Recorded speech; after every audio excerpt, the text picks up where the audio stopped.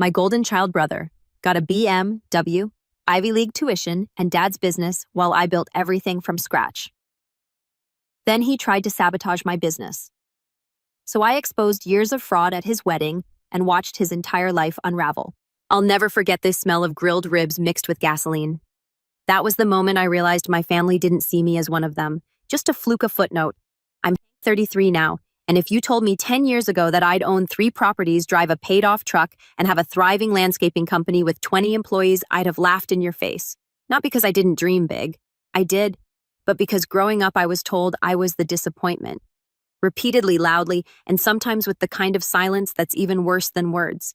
My younger brother Brandon was the family's golden boy, not in a subtle way either. If there was a photo on the fridge, it was of Brandon holding a trophy. If someone's birthday got celebrated with streamers and cake from the fancy bakery, it was Brandon's. If a grown man got a brand new BMW wrapped in a red bow at 17 because he earned it by getting a B+ average. Yep, you guessed it, Brandon. Meanwhile, I was the kid who got a firm handshake for graduating high school, followed by, "So what now?" from my dad. Like I just used up my last free meal ticket. I wasn't dumb, I just didn't fit the mold they wanted. I didn't want to be a lawyer or an investment banker or shadow dad at the office all summer. I liked building things with my hands, fixing lawnmowers, cutting grass, painting stuff they saw as labor, which in my house basically translated to beneath you. Except in my case, apparently it wasn't. I moved out when I was 19, took a job with this old guy named Reggie who ran a landscaping business in town. He was gruff and smoked too much, but he taught me everything. How to bid jobs, how to spot soil problems, how to talk to picky clients without losing your temper. I saved every sin I could, ate spaghetti 6 nights a week, worked weekends, nobody noticed, nobody asked. The only time I heard from my family was when Brandon needed help moving something, or Dad needed someone to fix the sprinkler line because, hey, you're good with tools, right? Anyway, fast forward a bit. I'm not trying to dump my life story on you in one post, but let me lay this out. I bought my first fixer-upper house at 24. Did the work myself, flipped it, rolled the profit into a duplex, rented one side, lived in the other. I didn't post it on Facebook, didn't bring it up at Thanksgiving. I kept my head down, stayed quiet. That's what you do when your wins make other people squint. My family didn't see me as successful, just blue collar. Not in a proud way. More like, well, at least he's not in jail. Meanwhile, Brandon was sailing through Yale, then Stanford grad school, then working at some startup that hemorrhaged millions, but still called it self-disruptive. When he got Dad's business card at 21 and was told he'd take over the firm one day, I just nodded and smiled. I was used to it by then, but things changed slowly at first. Then, well, we'll get there. It started with this family barbecue my parents throw every June. They go all out, hire a caterer, set up tents, invite every person they've ever met since the Reagan administration. I'd skipped it the past 2 years, made excuses about clients and site inspections. Mostly because I didn't want to stand in the backyard making small talk while everyone asked Brandon about his latest venture and then looked at me like I was the guy checking the propane tank. But this year, Grandpa Frank guilt me into going. He's my mom's dad. Old school, rough around the edges, the only person in my family who ever said he was proud of me. He still calls me Hank the Tank. Even though I'm 5 feet 10 inches in and built more like a fence post than a linebacker, he said, "If you don't show up this year, I'll make you come over and listen to my golf stories for 6 hours straight." That man once made me listen to a 15-minute description of a sand trap. So I showed up. I pulled into the driveway around noon, parked down the street so I wouldn't block anyone, and walked in with a 6-pack of local craft beer I thought Dad might like. Nobody noticed. Brandon's BMW was parked on the lawn like a showpiece, and the music was already blaring from those portable speakers Dad loves to flex with. I found Grandpa by the grill, of course, standing next to my Uncle Jerry, who was already 2 beers in, and talking about inflation like he invented the term. Grandpa pulled me into a hug, then squinted at my arms. "You've been lifting bricks or just showing off?" he joked. I smiled and shrugged. Bit of both. We chatted for a bit. He asked how work was going, and I mentioned I was close to landing a commercial landscaping contract with a hotel downtown. His eyebrows went up. "That's no small job," he said. "Proud of you, Tank." That was the last nice thing anyone said to me that day. As the afternoon went on, I floated around nodding at cousins, avoiding conversations. I didn't bring up work or houses or anything. I didn't want to. I know how this family works. If you're not bragging about a new stock portfolio or a trust fund, they tune you out. And honestly, that was fine. I wasn't there to impress anyone. But then I heard it just a snippet over by the cooler where a couple of my younger cousins were chatting. One of them, maybe 16, said, "Hey, I saw your company trucks by the old gas station lot on Maple. You guys doing that new park or something?" It was harmless. He wasn't mocking me, just curious. I smiled and nodded. Nah, that's not the city project. We're clearing that lot for a small plaza coffee shop bakery, few office spaces. It's private. His eyes went wide. Wait, you own that? I froze a second. I didn't mean to say it like that. I usually deflected, but something about how casually he asked, how unjudging he seemed, it made me answer honestly. Yeah. I said closed last month, third property actually. And that's when it happened. The moment the air shifted. Brandon had been walking behind me. I hadn't seen him, but suddenly he was there standing way too close holding a glass of white wine and wearing that smug face he always had when he was about to say something backhanded. You own 3 properties, he said loud enough for people to turn their heads. Since when I turned slowly. Couple years now, I said, keeping my voice low. He barked a laugh. You, Hank the lawn guy. Someone near the grill chuckled. Someone else went silent. Grandpa's head turned just slightly. I opened my mouth to respond, but Brandon kept going. Wow. Guess it's true what they say. Even a broken clock's right twice a day. I smiled tightly. You're not wrong. I just decided to build my own clock. He didn't like that. His eyes narrowed. So what? You're some big real estate mogul now. 3 properties and a couple of weed whackers make you Donald Trump. I never said that, I replied. But it's working for me. Mom appeared at that moment like she'd smelled the tension brewing. Brandon, sweetie, can you grab me some of that rose from the cooler inside? She asked, placing a hand on his arm. But he didn't move. He just stared at me. You always act so smug, he said suddenly. Like you're better than us because you got out early. You think your little houses and pickup truck mean you've made it. I don't think I'm better than anyone, I said, my voice calm. I just stopped waiting for a pat on the head. He stepped forward. You think Dad's proud of you? I didn't answer. That's when he lost it. He threw his drink not at me but into the grass hard enough that the glass shattered against a lawn chair. Mom gasped and stepped back. A few people turned toward the noise. Some of the older relatives froze.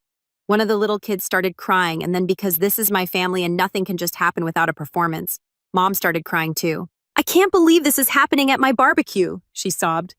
Why can't you boys just support each other? Brandon wasn't looking at her. He was still locked on me. I didn't move, didn't flinch. Then came the part one didn't expect. Grandpa stepped forward slowly. He leaned on his cane, looked at Brandon, then at me, then back at Brandon, and then he laughed. Not a loud laugh, just one of those dry, wheezing chuckles that cuts through the tension like a knife. And he said something that made Mom stop crying. Brandon go pale and the entire table go quiet. Something I'm going to let you sit with until you tell me you're ready for more. Grandpa shifted his cane and looked right at Brandon with the kind of heavy silence that only old men can pull off. Like he was giving the air a second to settle so no one missed what he was about to say. Then in a slow, growly voice, he said, Boy, if Hank's the disappointment, then what does that make you? You could have heard a mosquito land on the potato salad. Brandon blinked like he didn't quite register it. Mom's mouth opened slightly. I swear even the wind stopped. Grandpa didn't elaborate. He just gave me a little nod like he'd been holding that line in his back pocket for years. And now that he played it, he was done talking. He turned around and walked back toward the grill, muttering something to Uncle Jerry about the ribs being overcooked. The silence didn't last long. Brandon stormed off toward the house, muttering under his breath.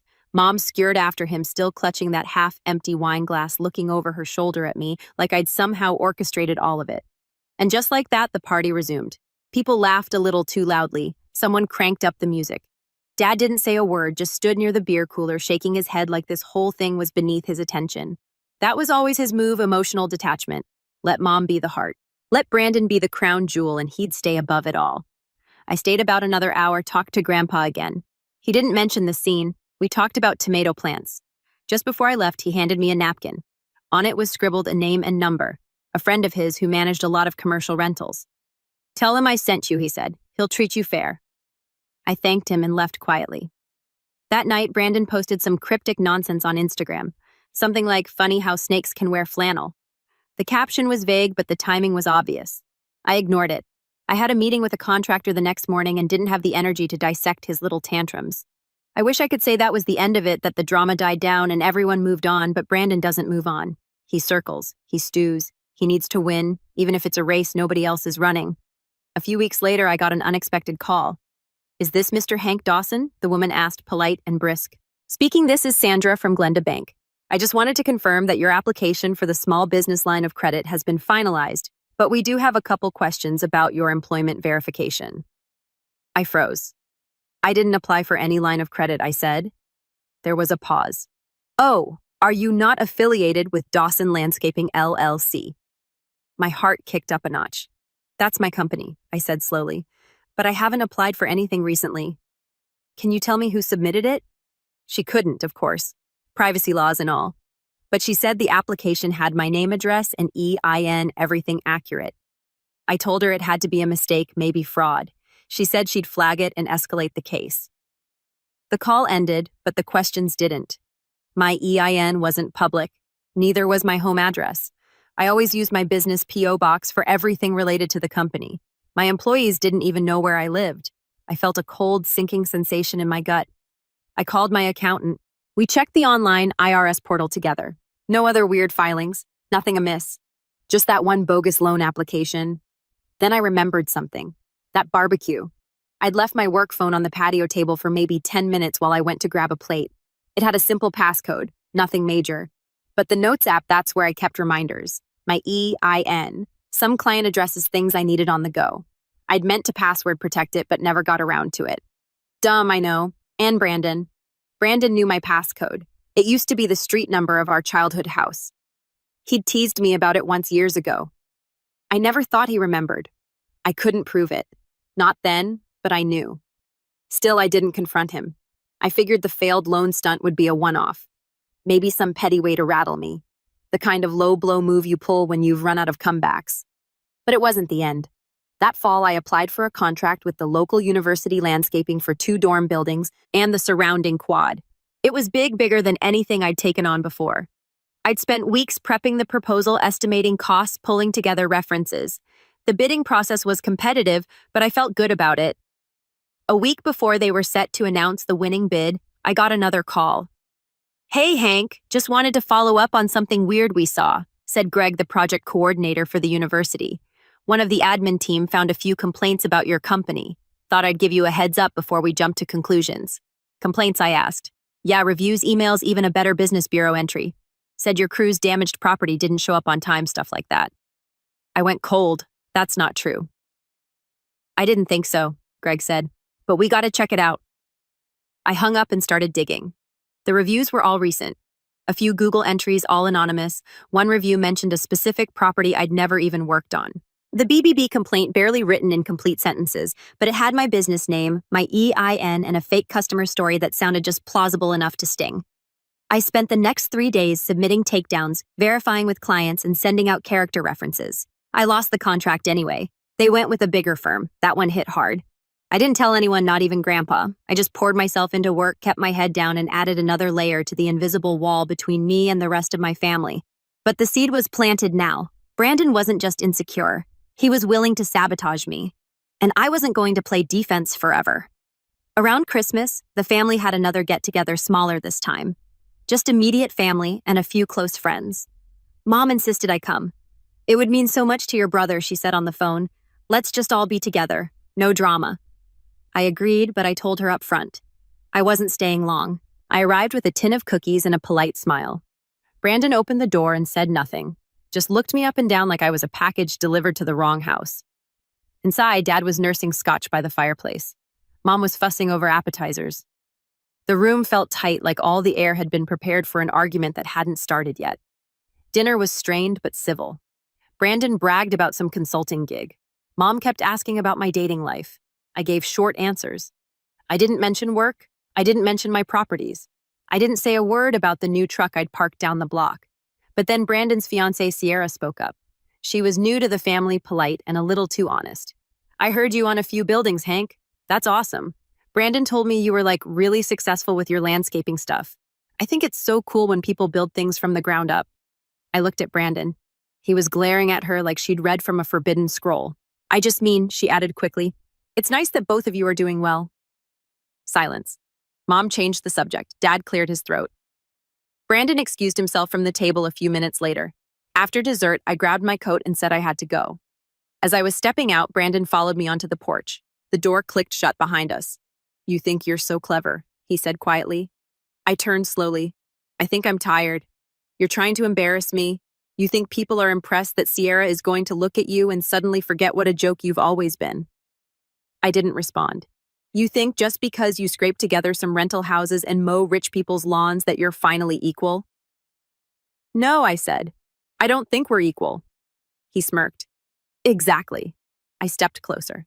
I think I surpassed you years ago. You were just too busy looking in the mirror to notice. He went red jaw tight, but I was already walking down the steps heading to my truck. That was the night I knew it wasn't over. That was the night I realized Brandon wasn't just mad that I'd built something. He was furious that I'd built it without him. And that's when he did something I never expected. Something that made Mom cry, that made Dad finally choose sides, that made Grandpa pick up the phone and say 5 words I'll never forget. I didn't hear from Brandon for a few weeks after that night, and to be honest, I was relieved.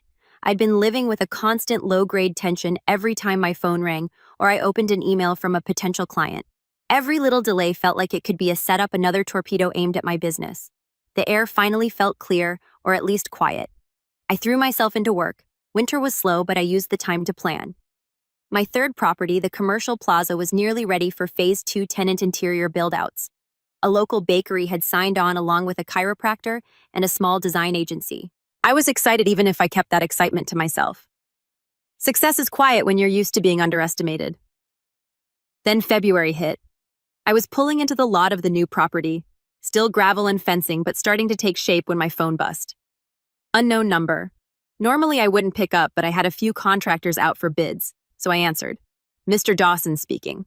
This is Officer Keller with the City Business Compliance Division. We have a situation with one of your job sites, 1225 Maple Avenue. Are you available to come down to City Hall this afternoon? My stomach twisted. Sure. Can you tell me what this is about? There's been an anonymous report filed. Possible code violations, unsafe storage of equipment, potential zoning irregularities. We just need to verify a few things. I sat in my truck for a full minute after hanging up, trying to breathe through it. Not because I thought they'd find anything.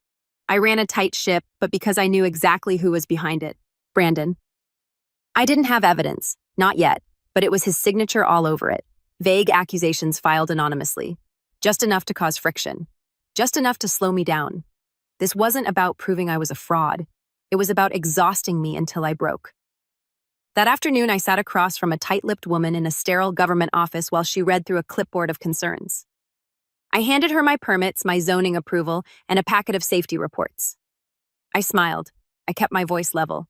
She softened by the end. Even said, "This looks like a solid project, Mr. Dawson. We'll probably close the complaint without much follow-up, but the damage was done." My contractor called the next day and pulled out of the bakery build. Said his insurance didn't want to touch the job until the city confirmed the complaint was false, which would take a few weeks, maybe more. That set off a domino effect.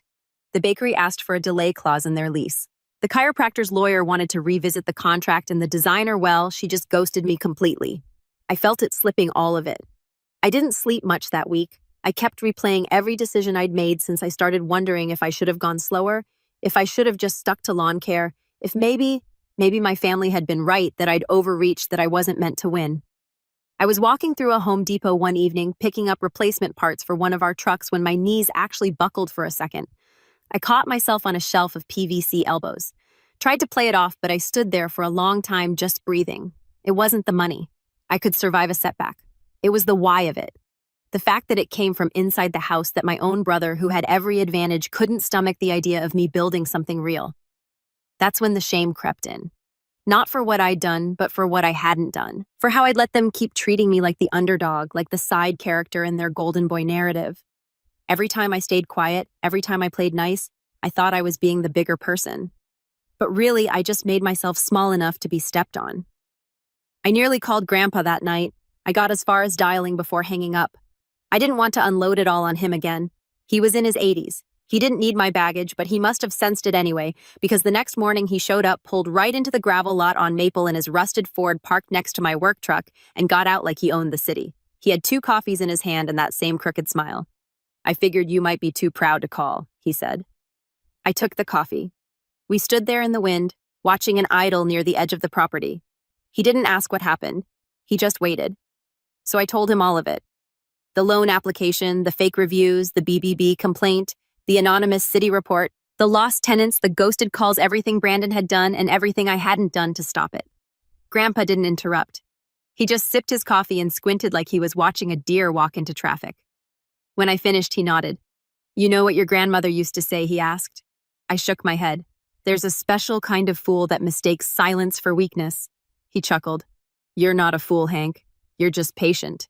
But even patience has a price if you don't know when to cash it in." I didn't say anything. "You want my advice?" he added. "Stop playing chess with a pigeon."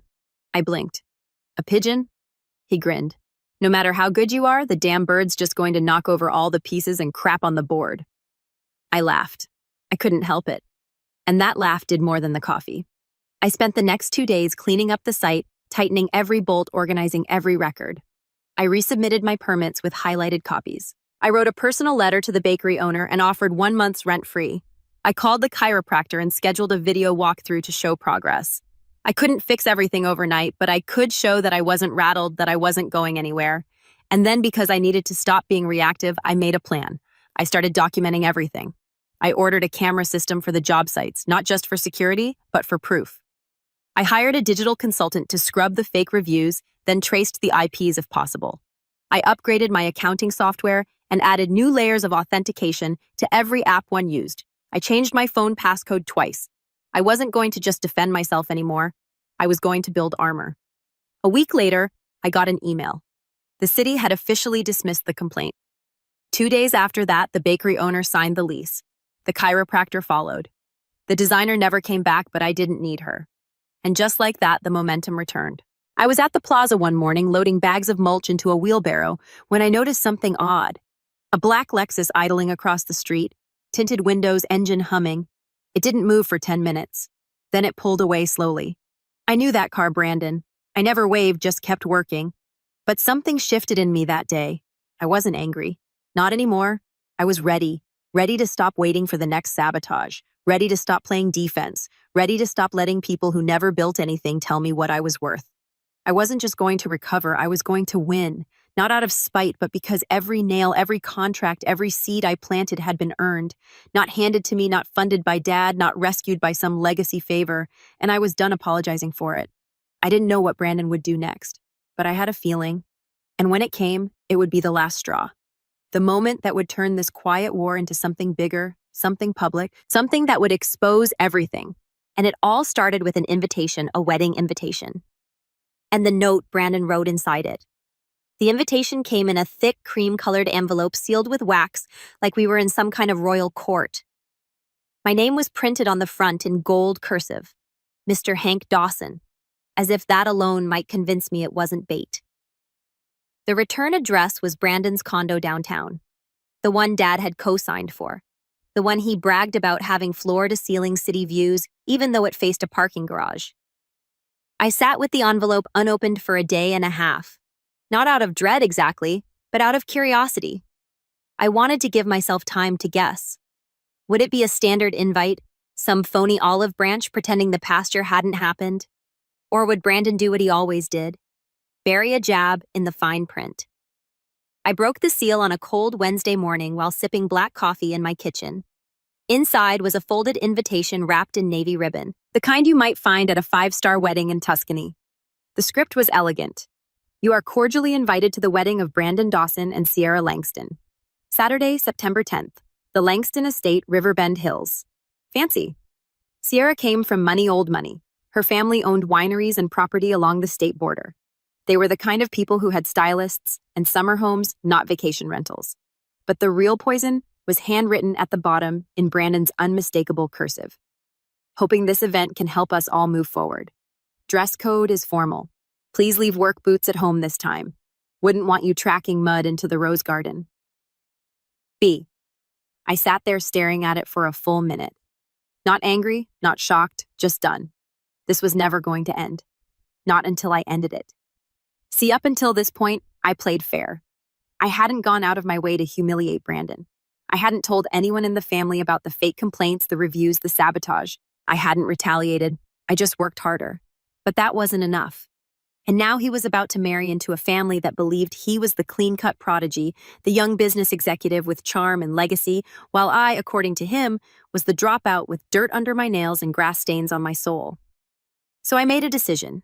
I was going to show everyone who Brandon really was, not just through rumors or accusations, but through cold, clean facts, and I was going to do it at his own wedding. It wouldn't be loud. It wouldn't be messy.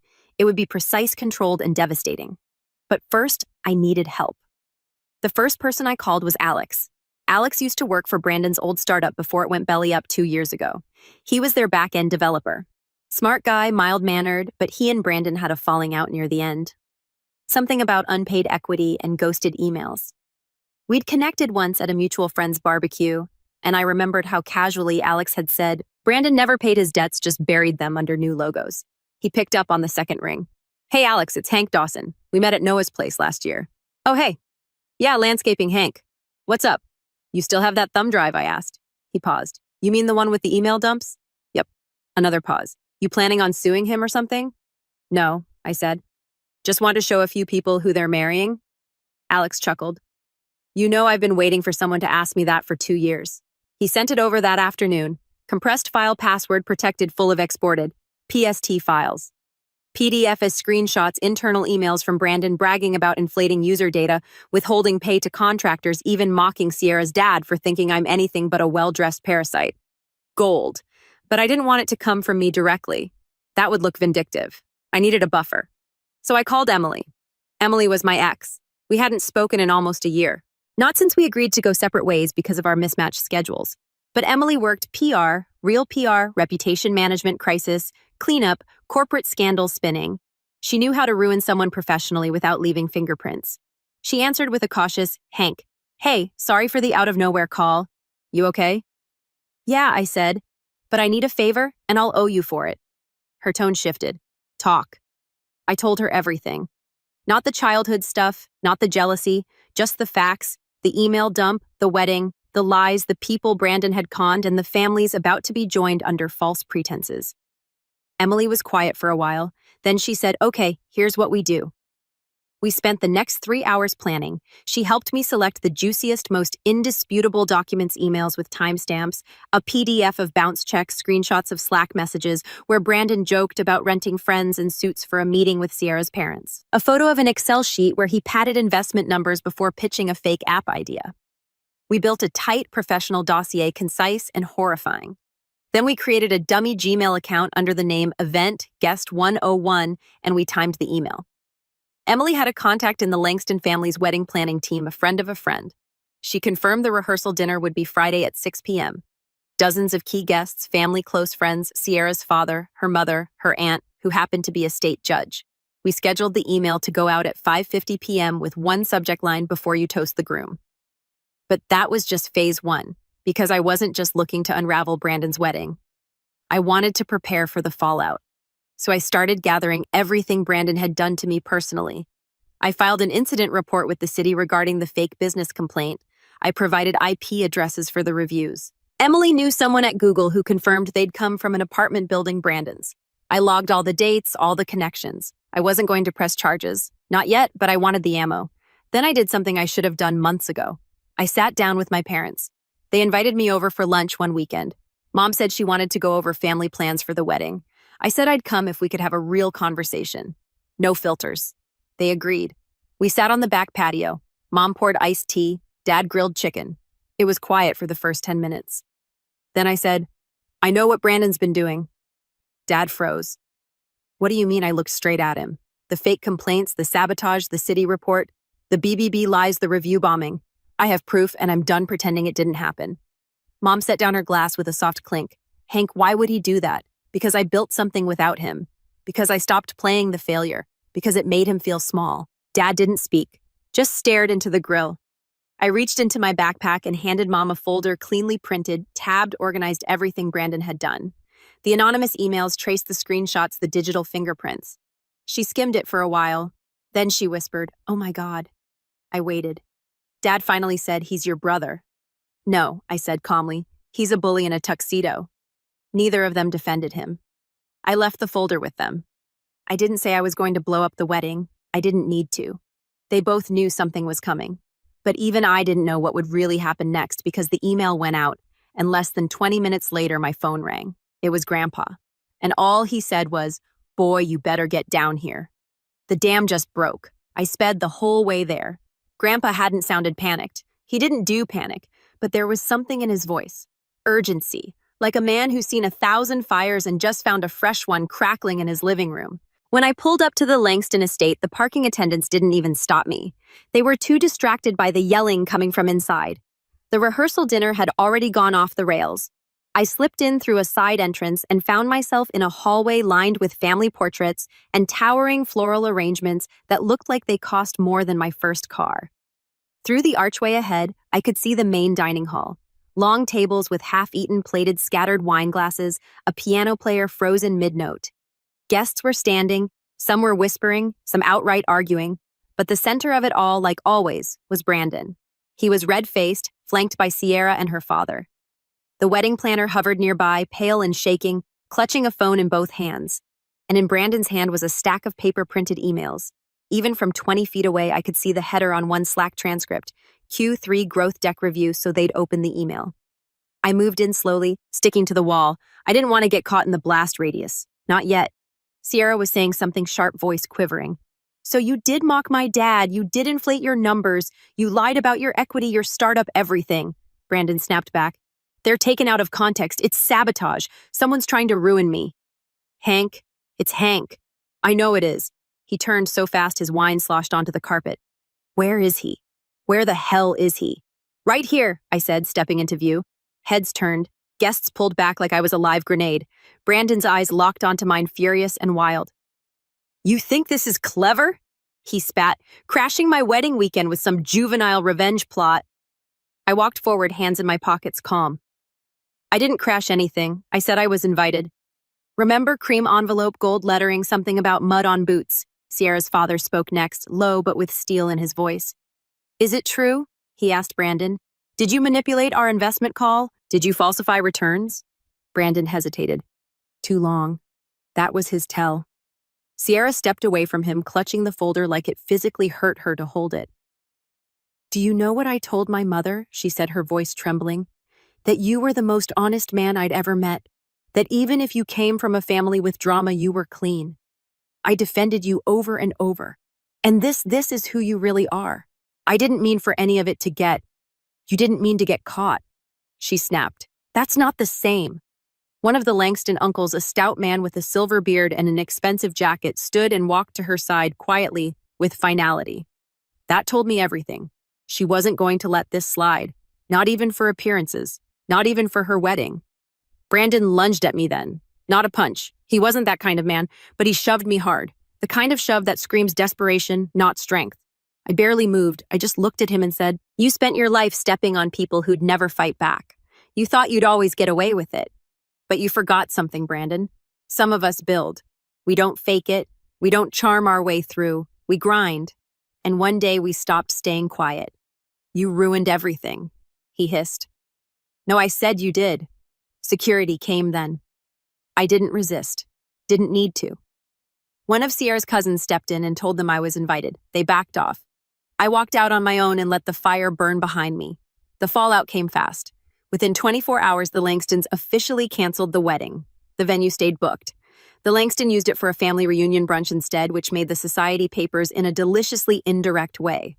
Sierra issued a polite but unmistakable breakup announcement on Instagram. Some truths come in late, but they come. Brandon tried to spin it, of course. Claimed sabotage, claimed the documents were forged. But Emily had sent copies to the Langston legal team along with verification trails, IP logs, and a clean timeline. It wasn't just true, it was bulletproof. Sierra's father pulled their family's investment from Brandon's holding company that triggered a breach clause in Brandon's remaining funding, and suddenly he owed people money he didn't have. Dad didn't step in. Not this time. In fact, 2 weeks later, I got a call from my father. He didn't apologize, not directly. That wasn't his style. But he said I was wrong about you, Hank, for a long time. And that was enough. Mom called too. Cried, of course. Said she felt like she didn't know her own son anymore. I didn't say which son she meant. She sent me a letter a few days later with photos from my childhood, ones I'd never seen. Ones where I was front and center, not blurred in the background behind Brandon's trophies. I put them in a drawer. I wasn't ready yet, but someday. As for Grandpa, he showed up to my job site 2 weeks later with a folding chair and a bag of lemon drops. He didn't say anything for 10 minutes, just sat there watching the crew work. Then he looked at me and said, "Damn good revenge. Clean surgical. You get that from your grandmother?" I laughed. That spring, I signed 2 new commercial leases. The plaza hit full occupancy. I hired 5 more workers, bought a new truck. My accountant told me I'd cleared my first $1 million in revenue. No one handed it to me. No one opened a door for me. I kicked it down and built a better one. Brandon. Last I heard, he was consulting for a friend's app company in another state. Small time. Still chasing big talk with no engine behind it. He sent me a message once, just one line.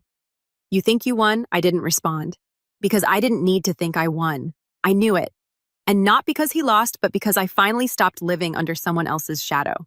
I wasn't the disappointment. I was the blueprint. And the next time someone calls me the other Dawson brother, I'll just smile and let them pass.